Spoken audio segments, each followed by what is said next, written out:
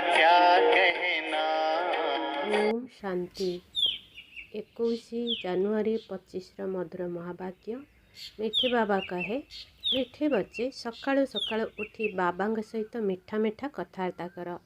ବାବା ଯେଉଁ ସବୁ ଶିକ୍ଷା ଦେଇଛନ୍ତି ତାର ଚିନ୍ତନ ମନ୍ଥନ କର।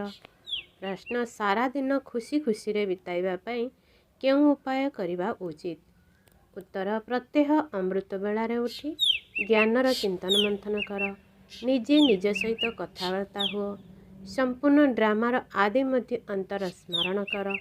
ବାବାଙ୍କୁ ମନେ ପକାଅ, ତେବେ ସାରା ଦିନ ଖୁସିରେ ବିତିବ। ବିଦ୍ୟାର୍ଥୀମାନେ ନିଜର ପାଠପଢ଼ାର ଅଭ୍ୟାସ କରିଥାନ୍ତି। ତୁମେମାନେ ମଧ୍ୟ ନିଜର ପାଠପଢ଼ାର ଅଭ୍ୟାସ କର। ଗୀତ, ଆଜ ଅନ୍ଧେରେ ମେ ହେ ଇନସାନ। ଓମ୍ ଶାନ୍ତି। ମିଠା ମିଠା ଶିଖିଲ ଦେ। ବହୁ ଦିନରୁ ଅଲଗା ହୋଇ ବର୍ତ୍ତମାନ ମିଳିଥିବା ସନ୍ତାନମାନେ, ଗୀତ ଶୁଣିଲ। ତୁମେ ଭଗବାନଙ୍କର ସନ୍ତାନ ଅଟ ନା? ତୁମେ ଜାଣିଛ ଭଗବାନ ଆମକୁ ରାସ୍ତା ଦେଖାଉଛନ୍ତି। ଭକ୍ତମାନେ ଡାକୁଛନ୍ତି ଯେ ଆମେ ଅନ୍ଧକାରରେ ଅଛୁ, କାହିଁକି ନା ଭକ୍ତି ମାର୍ଗ ହେଉଛି ଅନ୍ଧକାର ମାର୍ଗ। ଭକ୍ତ କହୁଛନ୍ତି ଆମେ ତୁମ ସହିତ ମିଶିବା ପାଇଁ ଏଣେ ତେଣେ ଖୋଜି ବୁଲୁଛୁ। କେବେ ତୀର୍ଥସ୍ଥାନରେ, କେବେ କେଉଁଠି ଦାନ ପୁଣ୍ୟ କରୁଛୁ, ମନ୍ତ୍ର ଜପୁଛୁ। ଗୁରୁମାନେ ଅନେକ ପ୍ରକାରର ମନ୍ତ୍ର ଦେଉଛନ୍ତି, ତଥାପି ମଧ୍ୟ ସେମାନେ ଅନ୍ଧକାର ମଧ୍ୟରେ ଅଛନ୍ତି ବୋଲି ଜାଣିପାରୁନାହାନ୍ତି। ଆଲୋକ କାହାକୁ କୁହାଯାଏ? କିଛି ହେଲେ ବି ବୁଝୁନାହାନ୍ତି, କାହିଁକି ନା ଅଜ୍ଞାନ ଅନ୍ଧକାରରେ ଅଛନ୍ତି। ଏବେ ତୁମେ ତ ଅଜ୍ଞାନ ଅନ୍ଧକାରରେ ନାହଁ। ତୁମେ କଳ୍ପ ପୂର୍ବରେ ଅର୍ଥାତ୍ ସତ୍ୟ ଯୁଗରେ ପ୍ରଥମେ ଆସୁଛ। ନୂଆ ଦୁନିଆରେ ଯାଇ ରାଜତ୍ୱ କରୁଛ, ପୁଣି ସିଡ଼ି ଓହ୍ଲାଉଛ। ଏହା ମଧ୍ୟରେ ଇସଲାମୀ, ବୌଦ୍ଧ, ଖ୍ରୀଷ୍ଟିଆନ ଆଦି ଧର୍ମ ଆସୁଛନ୍ତି। ଏବେ ବାବା ପୁନଃ ଚାରା ଲଗାଉଛନ୍ତି।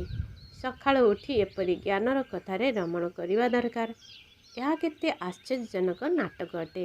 ଏହି ଡ୍ରାମାର ଫିଲ୍ମ ରିଲ୍ର ସମୟସୀମା ହେଉଛି 5000 ବର୍ଷ। ସତ୍ୟ ଯୁଗର ଆୟୁ ଏତେ, ତ୍ରେତା ଯୁଗର ଆୟୁ ଏତେ। ବାବାଙ୍କ ମଧ୍ୟରେ ଏହି ସମସ୍ତ ଜ୍ଞାନ ଅଛି ନା? ଦୁନିଆରେ ଆଉ ଏହି କଥା ଜାଣିନାହାନ୍ତି କେହି। ତେଣୁ ପିଲାମାନଙ୍କୁ ସକାଳୁ ଉଠି ପ୍ରଥମେ ତ ବାବାଙ୍କୁ ୟାଦ କରିବାକୁ ହେବ ଏବଂ ଖୁସିରେ ଜ୍ଞାନକୁ ସ୍ମରଣ କରିବାକୁ ହେବ। ଏବେ ଆମେ ସମ୍ପୂର୍ଣ୍ଣ ଡ୍ରାମାର ଆଦି ମଧ୍ୟ ଅନ୍ତକୁ ଜାଣିଗଲୁଣି। ବାବା କହୁଛନ୍ତି କଳ୍ପର ଆୟୁଷ ହିଁ 5000 ବର୍ଷ ଅଟେ। ଲୋକମାନେ ଲକ୍ଷ ଲକ୍ଷ ବର୍ଷ ବୋଲି କହିଦେଉଛନ୍ତି। କେତେ ଆଶ୍ଚର୍ଯ୍ୟଜନକ ନାଟକ ଅଟେ। ବାବା ଯେଉଁ ଶିକ୍ଷା ଦେଉଛନ୍ତି ତାକୁ ପୁଣି ଚିନ୍ତନ ମନ୍ଥନ ଓ ଯୋଗ ଅଭ୍ୟାସ କରିବା ଦରକାର। ଛାତ୍ରମାନେ ପାଠପଢ଼ାର ଅଭ୍ୟାସ କରିଥାନ୍ତି ନା?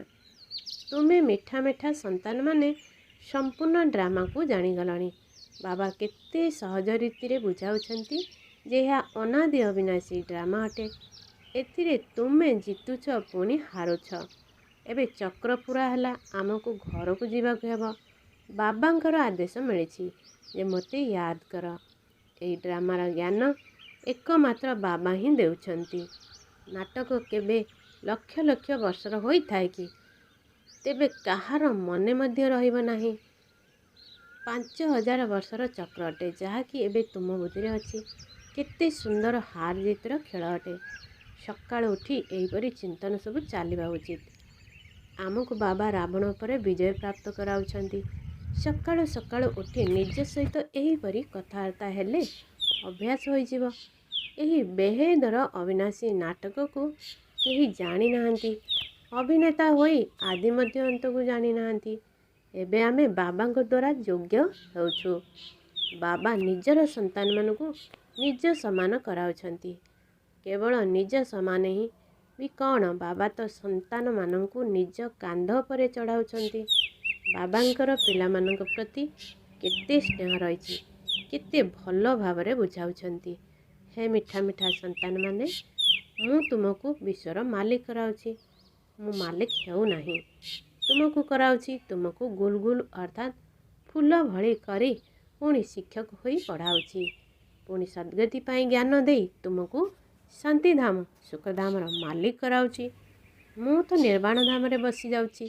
ଲୌକିକ ପିତା ମଧ୍ୟ ପରିଶ୍ରମ କରି ଧନ ରୋଜଗାର କରି ସବୁ କିଛି ପିଲାମାନଙ୍କୁ ଦେଇ ନିଜେ ବାନପ୍ରସ୍ଥରେ ଯାଇ ଭଜନ କୀର୍ତ୍ତନ ଆଦି କରିଥାନ୍ତି।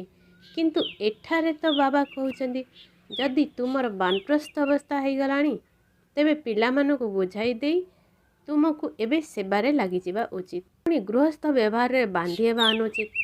ତୁମେ ନିଜର ଏବଂ ଅନ୍ୟମାନଙ୍କର କଲ୍ୟାଣ କରିଚାଲ। ଏବେ ତୁମେ ସମସ୍ତଙ୍କର ବାନପ୍ରସ୍ଥ ଅବସ୍ଥା ଅଟେ। ବାବା କହୁଛନ୍ତି ମୁଁ ଆସିଛି ତୁମକୁ ବାଣୀରୁ ଉର୍ଦ୍ଧ୍ୱକୁ ନେଇଯିବା ପାଇଁ। ଅପବିତ୍ର ଆତ୍ମାମାନେ ତ ଘରକୁ ଯାଇପାରିବେ ନାହିଁ। ବାବା ସମ୍ମୁଖରେ ଆସି ଏହି କଥା ବୁଝାଉଛନ୍ତି। ସମ୍ମୁଖରେ ଶୁଣିବାର ହିଁ ଆନନ୍ଦ ମିଳିଥାଏ। ସେଣ୍ଟରରେ ତ ପିଲାମାନେ ଶୁଣାଇଥାନ୍ତି। ଏଠାରେ ବାବା ସମ୍ମୁଖରେ ଅଛନ୍ତି, ସେଥିପାଇଁ ତ ମଧୁବନର ମହିମା ରହିଛି ନା। ତେଣୁ ବାବା କହୁଛନ୍ତି ସକାଳୁ ଉଠିବାର ଅଭ୍ୟାସ କର। ଭକ୍ତି ମଧ୍ୟ ମନୁଷ୍ୟମାନେ ସକାଳୁ ଉଠି କରିଥାନ୍ତି, କିନ୍ତୁ ତାହା ଦ୍ୱାରା ସମ୍ପତ୍ତି ତ ମିଳେ ନାହିଁ। ସମ୍ପତ୍ତି ମିଳିଥାଏ ରଚୟିତା ବାବାଙ୍କଠାରୁ। କେବେ ରଚନା ଠାରୁ ସମ୍ପତ୍ତି ମିଳିପାରିବ ନାହିଁ।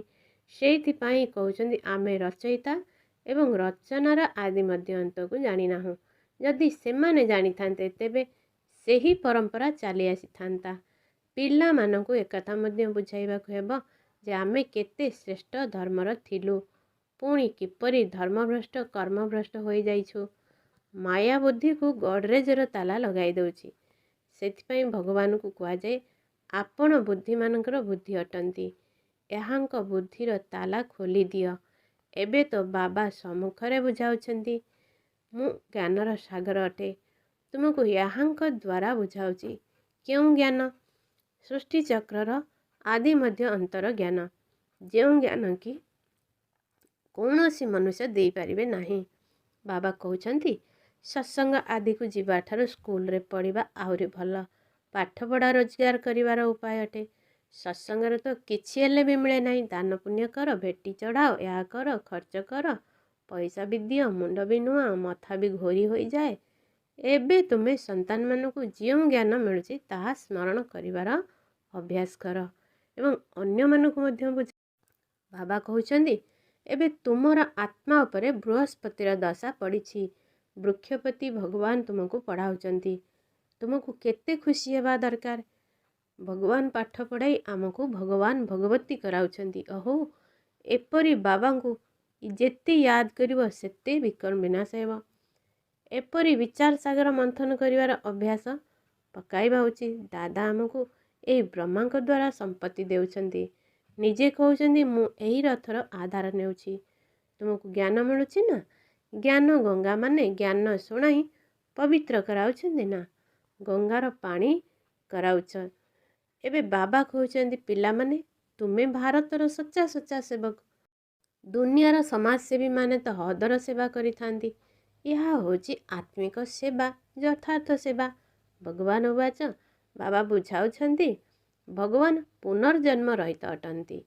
ଶ୍ରୀକୃଷ୍ଣ ତ ସମ୍ପୂର୍ଣ୍ଣ 84 ଜନ୍ମ ନେଉଛନ୍ତି। ତାଙ୍କର ଗୀତାରେ ନାମ ଲେଖି ଦେଇଛନ୍ତି। ନାରାୟଣଙ୍କର ନାମ କାହିଁକି ଲେଖୁନାହାନ୍ତି? ଏ କଥା ମଧ୍ୟ କାହାକୁ ଜଣା ନାହିଁ ଯେ କୃଷ୍ଣ ହିଁ ନାରାୟଣ ହେଉଛନ୍ତି। ଶ୍ରୀକୃଷ୍ଣ ରାଜକୁମାର ଥିଲେ, ପୁଣି ରାଧାଙ୍କ ସହିତ ସ୍ୱୟଂବର ହୋଇଥିଲା। ଏବେ ତୁମକୁ ଜ୍ଞାନ ମିଳୁଛି। ଜାଣିଛ ଶିବ ବାବା ଆମକୁ ପଢ଼ାଉଛନ୍ତି ଯେ ପିତା ବି ଅଟନ୍ତି, ଶିକ୍ଷକ ସଦ୍ଗୁରୁ ମଧ୍ୟ ଅଟନ୍ତି, ସଦ୍ଗତି ଦେଉଛନ୍ତି। ଉଚ୍ଚରୁ ଉଚ୍ଚ ଭଗବାନ ଶିବ ହିଁ ଅଟନ୍ତି। ସେ କହୁଛନ୍ତି ମୋର ନିନ୍ଦା କରିଲା ବାଲା ଉଚ୍ଚ ପଦ ପାଇପାରିବ ନାହିଁ। ପିଲାମାନେ ଯଦି ପାଠ ନ ପଢ଼ନ୍ତି ତେବେ ଶିକ୍ଷକଙ୍କର ସମ୍ମାନ ଯାଇଥାଏ। ବାବା କହୁଛନ୍ତି ତୁମେ ମୋର ସମ୍ମାନ ହାନି କର ନାହିଁ। ପାଠ ପଢ଼ି ଚାଲ। ଲକ୍ଷ୍ୟ ଉଦ୍ଦେଶ୍ୟ ତ ସମ୍ମୁଖରେ ରହିଛି। ସେହି ଗୁରୁମାନେ ପୁଣି ନିଜ ପାଇଁ କହିଦେଉଛନ୍ତି। ଯେଉଁ କାରଣରୁ ମନୁଷ୍ୟମାନେ ଡରି ଯାଉଛନ୍ତି, ଭାବୁଛନ୍ତି କାଳେ ଅଭିଶାପ ମିଳିଯିବ, ତେଣୁ ଗୁରୁଙ୍କ ଠାରୁ ମିଳୁଥିବା ମନ୍ତ୍ର ହିଁ ଶୁଣାଇଥାନ୍ତି।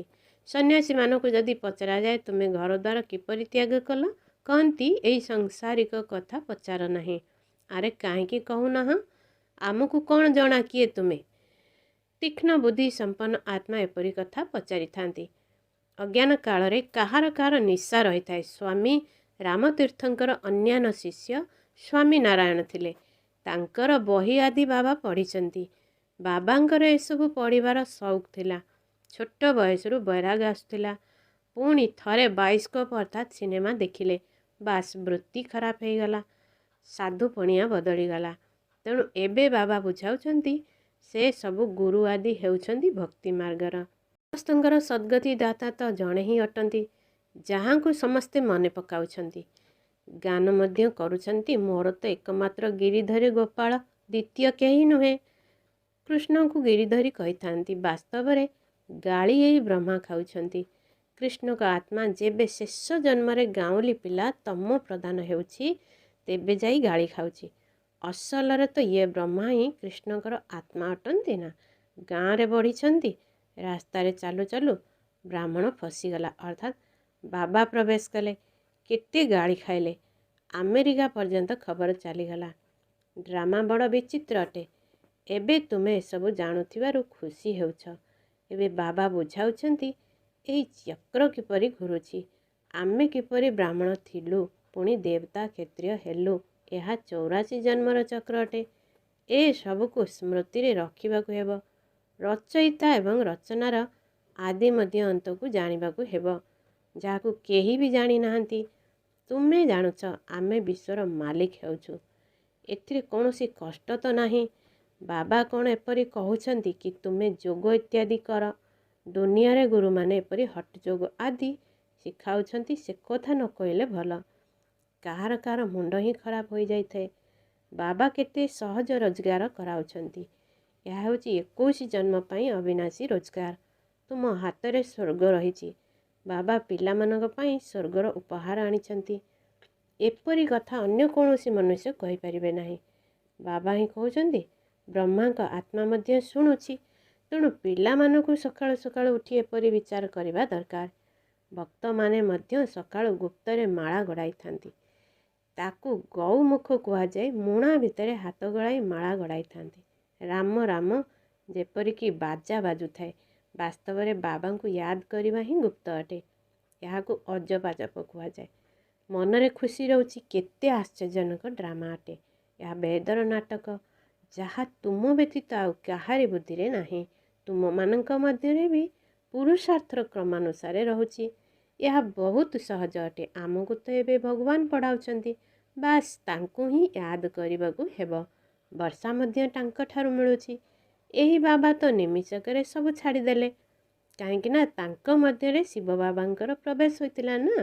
ସବୁ କିଛି ଏଇ ମାତାମାନଙ୍କୁ ଅର୍ପଣ କରିଦେଲେ। ବାବା କହିଲେ, ଏତେ ବଡ଼ ସ୍ଥାପନା କାର୍ଯ୍ୟ କରିବାକୁ ହେବ, ତେଣୁ ସବୁ ଏଇ ସେବାରେ ଲଗାଇ ଦିଅ। ଗୋଟିଏ ପଇସା ମଧ୍ୟ କାହାକୁ ଦିଅ ନାହିଁ। ଏଇଭଳି ନଷ୍ଟ ମହା ହେବା ଦରକାର। ବହୁତ ବଡ଼ ବଡ଼ ଲକ୍ଷ୍ୟ ଅଟେ। ମୀରା ଲୋକ ଲାଜ ବିକାରୀ କୁଳର ମର୍ଯ୍ୟାଦାକୁ ଛାଡ଼ିଥିବାରୁ ତାଙ୍କର କେତେ ନାମ ରହିଛି। ଏହି କନ୍ୟାମାନେ ମଧ୍ୟ କହୁଛନ୍ତି, ଆମେ ବିବାହ କରିବୁ ନାହିଁ। ଲଖପତି ହୁଅନ୍ତୁ ବା କେହି ବି ହୁଅନ୍ତୁ, ଆମେ ତ ବେହେଦ ବାବାଙ୍କଠାରୁ ସମ୍ପତ୍ତି ନେବା। ତେବେ ଏପରି ନିଶା ଚଢ଼ିବା ଉଚିତ। ପିଲାମାନଙ୍କୁ ବେହେଦର ବାବା ବସି ସଜାଉଛନ୍ତି। ଏଥିରେ ପଇସା ଆଦି ଦରକାର ବି ନାହିଁ। ଯେପରି ବିବାହ ଦିନ କନ୍ୟାକୁ ସାଧାରଣ ବେଶରେ ରଖିଥାନ୍ତି, ପୁରୁଣା ଚିରା ଲୁଗା ଆଦି ପିନ୍ଧାଇଥାନ୍ତି, ଅର୍ଥାତ୍ ବର୍ତ୍ତମାନ ତୁମେମାନେ ସାଧାରଣ ଜୀବନଯାପନ କରି ନିଜକୁ ଜ୍ଞାନ ଗୁଣରେ ସଜାଉଛ। ପୁଣି ସତ୍ୟ ଯୁଗରେ ହୀରା ଲୀଳାର ଅଳଙ୍କାରରେ ତୁମର ଶୃଙ୍ଗାର ହେବ। ପୁଣି ବିବାହ ପରେ ନୂଆ ବସ୍ତ୍ର ଅଳଙ୍କାର ଆଦି ପିନ୍ଧାଇଥାନ୍ତି। ଏହି ବାବା କହୁଛନ୍ତି, ମୁଁ ତୁମକୁ ଜ୍ଞାନ ରତ୍ନ ଦ୍ୱାରା ସୁସଜ୍ଜିତ କରୁଛି। ପୁଣି ତୁମେ ଏଇ ଲକ୍ଷ୍ମୀନାରାୟଣ ହେବ, ଏପରି ଆଉ କେହି କହିପାରିବେ ନାହିଁ। ବାବା ହିଁ ଆସି ପବିତ୍ର ପ୍ରବୃତ୍ତି ମାର୍ଗ ସ୍ଥାପନା କରୁଛନ୍ତି। ସେଥିପାଇଁ ବିଷ୍ଣୁଙ୍କୁ ମଧ୍ୟ 4 ଭୁଜା ଦର୍ଶାଇଛନ୍ତି। ଶଙ୍କରଙ୍କ ସାଥିରେ ପାର୍ବତୀ, ବ୍ରହ୍ମାଙ୍କ ସାଥିରେ ସରସ୍ୱତୀଙ୍କୁ ଦେଖାଇଛନ୍ତି। ତେବେ ବ୍ରହ୍ମାଙ୍କର କୌଣସି ସ୍ତ୍ରୀ ତ ନାହାନ୍ତି। ଇଏ ତ ବାବାଙ୍କର ହୋଇଗଲେ। କିପରି ବିଚିତ୍ର କଥା! ଇଏ ତ ମାତା ପିତା ଅଟନ୍ତି ନା, ଇଏ ତ ପ୍ରଜାପିତା ମଧ୍ୟ ଅଟନ୍ତି। ପୁଣି ଏହାଙ୍କ ଦ୍ୱାରା ବାବା ରଚନା କରୁଥିବାରୁ ଇଏ ମା ମଧ୍ୟ ଅଟନ୍ତି। ଗାୟନ ରହିଛି, ସରସ୍ୱତୀ ହେଉଛନ୍ତି ବ୍ରହ୍ମାଙ୍କର କନ୍ୟା। ସବୁ କଥା ବାବା ବସି ବୁଝାଉଛନ୍ତି। ଯେପରି ବାବା ସକାଳୁ ଉଠି ବିଚାର ସାଗର ମନ୍ଥନ କରିଥାନ୍ତି, ପିଲାମାନଙ୍କୁ ମଧ୍ୟ ବାବାଙ୍କୁ ସେହିପରି ଅନୁସରଣ କରିବା ଉଚିତ। ତୁମେ ସନ୍ତାନମାନେ ଜାଣିଛ କି ଏହା ହାର ଜିତି ଆଶ୍ଚର୍ଯ୍ୟଜନକ ଖେଳ ରଚନା କରାଯାଇଛି। ଏହାକୁ ଦେଖି ଖୁସି ଲାଗୁଛି, ଘୃଣା ଆସୁନାହିଁ। ଏକଥା ଆମେ ଜାଣିଛୁ ଯେ ଆମେ ସମ୍ପୂର୍ଣ୍ଣ ଡ୍ରାମାର ଆଦି ମଧ୍ୟ ଅନ୍ତକୁ ବୁଝିଗଲୁଣି। ସେଥିପାଇଁ ଘୃଣାର କୌଣସି କଥା ହିଁ ନାହିଁ। ତୁମେ ସନ୍ତାନମାନଙ୍କୁ ମେହନତ ମଧ୍ୟ କରିବାକୁ ପଡ଼ିବ। ଗୃହସ୍ଥ ବ୍ୟବହାର ରହି ପବିତ୍ର ହେବାର ପ୍ରତିଜ୍ଞାକୁ ପାଳନ କରିବାକୁ ପଡ଼ିବ। ଆମେ ଉଭୟ ଏକତ୍ର ରହି ପବିତ୍ର ହୋଇ ପବିତ୍ର ଦୁନିଆର ମାଲିକ ହେବୁ। ପୁଣି କେହି ତ କେହି ଫେଲ୍ ମଧ୍ୟ ହୋଇଯାଉଛନ୍ତି। ବାବାଙ୍କ ହାତରେ କୌଣସି ଶାସ୍ତ୍ର ଆଦି ନାହିଁ। ଏକଥା ତ ଶିବ ବାବା କହୁଛନ୍ତି ଯେ ମୁଁ ବ୍ରହ୍ମାଙ୍କ ଦ୍ୱାରା ତୁମକୁ ସବୁ ବେଦଶାସ୍ତ୍ରର ସାର ଶୁଣାଉଛି, କୃଷ୍ଣଙ୍କୁ ନୁହନ୍ତି। କେତେ ଫରକ ରହିଛି। ଆଚ୍ଛା, ମିଠେ ମିଠେ ଶିଖିଲଧେ ସନ୍ତାନମାନଙ୍କ ପ୍ରତି ମାତା ପିତା ବାପ ଦାଦାଙ୍କର ମଧୁର ସ୍ନେହ ସମ୍ପନ୍ନ ଶୁଭେଚ୍ଛା ଓ ସୁପ୍ରଭାତ। ଆତ୍ମିକ ପିତାଙ୍କର ଆତ୍ମିକ ସନ୍ତାନମାନଙ୍କୁ ନମସ୍ତେ। ଆତ୍ମିକ ସନ୍ତାନମାନଙ୍କର ଆତ୍ମିକ ମାତା ପିତାଙ୍କୁ ନମସ୍ତେ ନମସ୍ତେ ନମସ୍ତେ। ଧାରଣା ପାଇଁ ସାର୍। ଏକ ପାଠପଢ଼ା ଉପରେ ପୁରା ଧ୍ୟାନ ଦେବାକୁ ହେବ। ଏପରି କୌଣସି କର୍ମ ନ ହେଉ ଯାହାଦ୍ୱାରା ପିତା ଶିକ୍ଷକ ଏବଂ ସଦ୍ଗୁରୁଙ୍କର ନିନ୍ଦା ହେବ। ଇଜ୍ଜତ ହରାଇବା ଭଳି କୌଣସି କର୍ମ କରିବା ଉଚିତ ନୁହେଁ। 2. ବିଚାର ସାଗର ମନ୍ଥନ କରିବାର ଅଭ୍ୟାସ କରିବାକୁ ହେବ। ବାବାଙ୍କଠାରୁ ଯେଉଁ ଜ୍ଞାନ ମିଳିଛି ତାକୁ ସ୍ମରଣ କରି ଅପାର ଖୁସିରେ ରହିବା ଉଚିତ। କାହାକୁ ବି ଘୃଣା କରିବା ଅନୁଚିତ। ବରଦାନ: ସମ୍ପୂର୍ଣ୍ଣତାର ଆଲୋକ ଦ୍ୱାରା ଅଜ୍ଞାନର ପରଦାକୁ ହଟାଉଥିବା ସର୍ଚ୍ଚ ଲାଇଟ୍ ହୁଅ। ବର୍ତ୍ତମାନ ପ୍ରତ୍ୟେକତାର ସମୟ ପାଖାପାଖି ହେବାର ଲାଗିଛି। ସେଥିପାଇଁ ଅନ୍ତର୍ମୁଖୀ ହୋଇ ଗୁହ୍ୟ ଅର୍ଥାତ୍ ଗହନ ଅନୁଭୂତିର ରତ୍ନଗୁଡ଼ିକରେ ନିଜକୁ ଭରପୁର କର। ଏଇଭଳି ସର୍ଚ୍ଚ ଲାଇଟ୍ ଅର୍ଥାତ୍ ଶକ୍ତିଶାଳୀ ଆଲୋକ ହୁଅ, ଯାହାକି ତୁମମାନଙ୍କର ସମ୍ପୂର୍ଣ୍ଣତାର ଆଲୋକ ଦ୍ୱାରା ଅଜ୍ଞାନତାର ପରଦା ହଟିଯିବ। କାହିଁକି ନା ତୁମେ ସବୁ ଧରିତ୍ରୀର ତାରକାମାନେ ଏହି ବିଶ୍ୱକୁ ହଲଚଲରୁ ରକ୍ଷା କରି ସ୍ୱର୍ଣ୍ଣିମ ସଂସାର ବା ସୁଖୀ ସଂସାର ନିର୍ମାଣ କରିବା ବାଲା ଅଟ।